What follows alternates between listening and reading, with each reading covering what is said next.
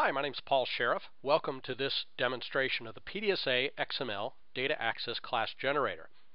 Now the idea here is that you have an XML file like this class schedule. And it's kind of a flat XML file, just element based here.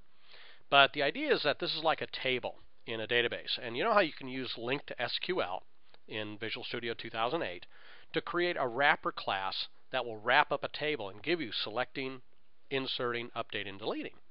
Well, what I've done is created a tool that will do that for your XML files. So let's see how this works.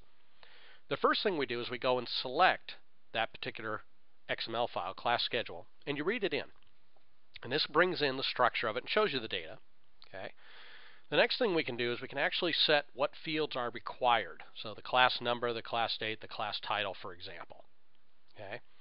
Then we have a lot of options here. Now, we specify what the name of the top element is that we're going to use as kind of our table, if you will.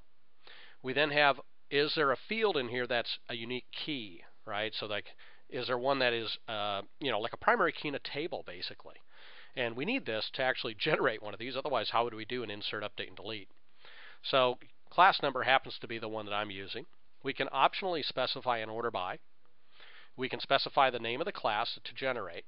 And then we can either choose C# or VB to generate for this data access class for XML.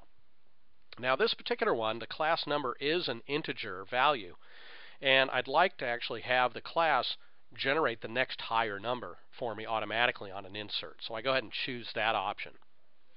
At this point I can go ahead and specify a location of where I'd like to generate the XML file to, or the class file that works with this XML file.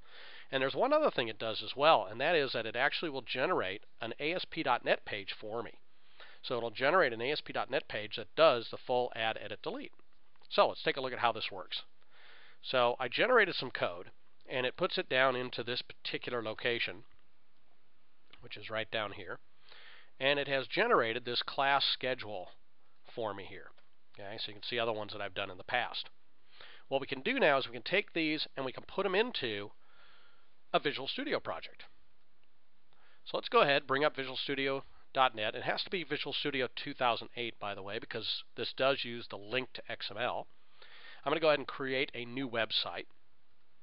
And I'm going to choose C# here. And we'll just go to that location. That's fine. Now there's a couple of things we have to do to kind of prep here. First off, we need to add the app code folder here because we are going to add some classes. So let's go ahead and grab our classes here. So I'm going to copy these to the clipboard, and then we'll go ahead and paste them right into here, like so. That's the first step. The second step is that we need to bring in our ASP.NET forms that we got generated. So we'll bring those in as well. Okay. Now I don't need the default one anymore, so we can go ahead and delete that. Now the data, we need actually the XML file itself. So let's go where we found that other one. And let's copy this, and let's paste that into the app data folder here. Okay.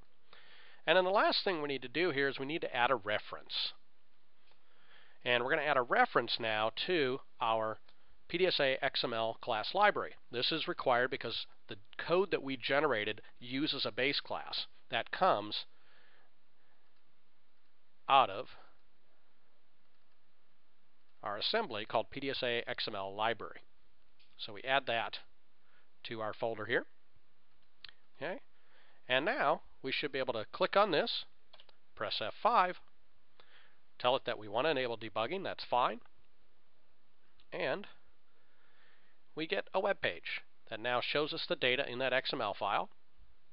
We can edit the data, and this is all using link to XML underneath the hood.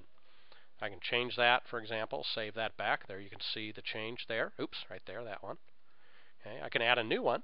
Let's just add a new one here. The date 1/1/2009. A title would be Cooking 101. Now this is where you'd go in and probably modify things. Sold out obviously could be a checkbox. Okay, but we're just generating something really simple here at this point. And we hit save. Okay, oops, class number, forgot that one because I did make that required. Okay, but it goes ahead and overwrites that anyway at this point. So now I've got this new one. I can edit and I can even delete now, and there we go. So what got generated here was this whole ASPX form, a validate method here. Okay, we got a couple of partial classes going on here, and we've got a validate method where we can check business rules. And we've got also this data class that inherits from our base class where all of the stuff takes place, but you can see some of the code here. And here you can see the link to XML format that I'm using here to retrieve certain things. Also to do the full add, edit, delete. Everything is basically created right here in this generated class. So, really quick way to use XML files in an ASP.NET web application using a nice format like an add, edit, delete class. So if we look down here, okay, so what I'm doing is creating an instance of the class schedule, okay, telling it where the actual data file is. We can then use that to load up our grid by calling the getXML as dataset, for example.